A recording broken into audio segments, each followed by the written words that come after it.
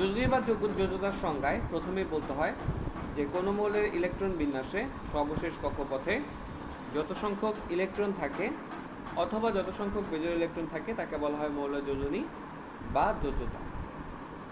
এই সংখ্যাটা নিয়ে আমরা স্টার্ট করি প্রথমে, যে যোজনীটা আসলে কি। যেমন হাইড্রোজেনের সর্বশেষ কক্ষপথ কোনটা? এস। হাইড্রোজেনের নিউক্লিয়াস যদি এটা হয় তাহলে এর কক্ষপথে ইলেকট্রন থাকবে হচ্ছে মাত্র একটা। তাহলে এর সর্বশেষ কক্ষপথে বা সর্বশেষ শক্তি স্তরে ইলেকট্রনের সংখ্যা হচ্ছে এক। তাহলে আমরা বলবো হাইড্রোজেনের যোজনী হচ্ছে এক। আবার লিথিয়ামের সর্বশেষ কক্ষপথ কোনটা? 2s। অর্থাৎ এটা যদি লিথিয়ামের নিউক্লিয়াস হয় তাহলে এখানে থাকবে হচ্ছে দুইটা ইলেকট্রন। এটা হচ্ছে এস উপস্তর, এস স্তর, আর এটা হচ্ছে 2s। এটা হচ্ছে 1s, এটা হচ্ছে 2s। তাহলে এখানে ইলেকট্রন আছে হচ্ছে একটা, তাহলে যোজনী হবে একটা। আবার কার্বন, সিমিলারলি কার্বনের হচ্ছে 1s2 2s2 2p2, অর্থাৎ 2 নাম্বার শক্তি স্তরে এস এবং পিতে দুটো যোগফল করলে 2 আর 2 4টা ইলেকট্রন, তার মানে যোজনী হচ্ছে 4। ফসফরাসের যোজনী হচ্ছে এর শেষ উপস্তর কোথায়? 1s 2s 2p 3s 3p। এইখানে একটা ব্যাপার একটু খেয়াল করো, যে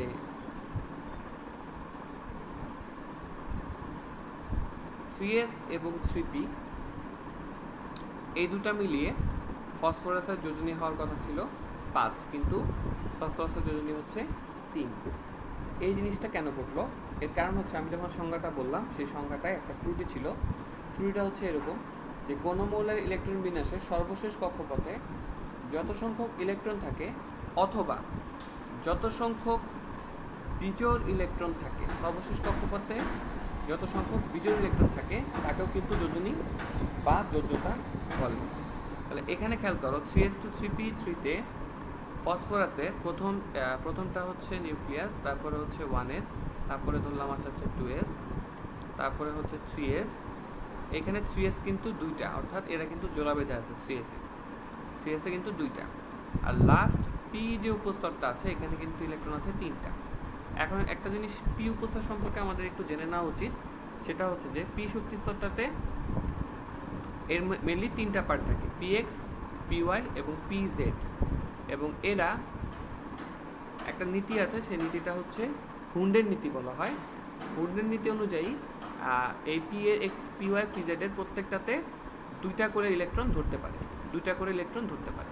এবং এই দুটো ইলেকট্রন যে ধরতে পারে এটা হচ্ছে ইলেকট্রন, কিন্তু যখন ইলেকট্রন থাকে বেসিক্যালি একটার স্পিন যদি একদিকে হয় তাহলে অপর ইলেকট্রনটা স্পিন হবে আরেক দিকে, অর্থাৎ একটা ইলেকট্রন যদি ক্লকওয়াইজ ঘুরে আরেকটা ইলেকট্রন ঘুরবে অ্যান্টি ক্লকওয়াইজ, এরকম একটা নীতি আছে। যাই হোক, এই হুন্ডের নীতি নিয়ে আমি তোমাদেরকে বেশি বয়ান দিতে যাচ্ছি না। মেইন কথা যেটা বুঝতে হবে সেটা হলো যে সবার প্রথমে পিএক্স, পিওয়াই, পিজেডে পি উপস্তর যখন ইলেকট্রন প্রবেশ করে তখন সবার প্রথমে পিএক্সে একটা ইলেকট্রন প্রবেশ করে, পিওয়াইয়ে আরেকটা ইলেকট্রন প্রবেশ করে, পিজেডে আরেকটা ইলেকট্রন প্রবেশ করে।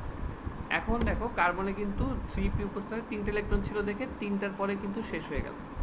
যদি আরও থাকতো, ফর এক্সাম্পল 3p4 হতো, তাহলে পিএক্স, পিওয়াই আর পিজেডে এভাবে প্রবেশ করতো 1 2 3 4 এরকম। আবার যদি 5 হতো তাহলে 1 2 3 4 5 এইভাবে করে ইলেকট্রনগুলো থাকে। অর্থাৎ পিএক্স, পিওয়াই, পিজেডের প্রত্যেকটার সর্বোচ্চ ইলেকট্রন ধারণ ক্ষমতা হচ্ছে 2 করে। এখন খেয়াল করো সর্ববহিঃস্থ স্তর যেটা ছিল আমাদের 3p, এখানে ইলেকট্রন কিন্তু 3টা এবং এটা হচ্ছে বেজোড়। এই কারণে ফসফরাসের যোজনীকে বলা হয় 3। আশা করি ব্যাপারটা সবার কাছে ক্লিয়ার হয়েছে। যোজনীর আরও কিছু সংজ্ঞা আছে। সংজ্ঞার মধ্যে আরেকটা হচ্ছে যে কোনো একটা বন্ধন গঠনে যে পরিমাণ ইলেকট্রন আদান প্রদান করা হয়, ফর এক্সাম্পল সোডিয়াম ক্লোরাইড, এটা হচ্ছে একটা বন্ড। এখানে আয়নিক বন্ধন ব্যাখ্যা করার আগে আমি তোমাদেরকে একটা জিনিস আগে থেকে বলে রাখি, সোডিয়াম এখানে একটা ইলেকট্রন ত্যাগ করে আর ক্লোরিন এখানে একটা ইলেকট্রন গ্রহণ করে। তাহলে সোডিয়াম এখান থেকে ইলেকট্রন ত্যাগ করলো কয়টা? একটা। ক্লোরিন গ্রহণ করলো কয়টা?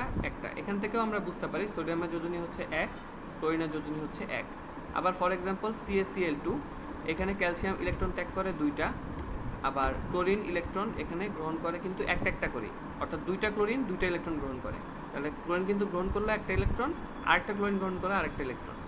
তো ব্যাপারটা হচ্ছে এটা যেহেতু দুটো ইলেকট্রন ত্যাগ করে, এগুলো হচ্ছে ধাতব যে মৌলগুলো আছে সেগুলোর বেলায়, তাহলে এটার যোজনী হচ্ছে 2 আর ক্লোরিনের যোজনী থাকলো একই থাকলো। তো এইভাবে বিভিন্ন ধরনের ইয়াতে আমরা যোজনী মেজার করতে পারি। আবার সমযোজী বন্ধনেও আরেকভাবে যোজনী মেজার করা যায়।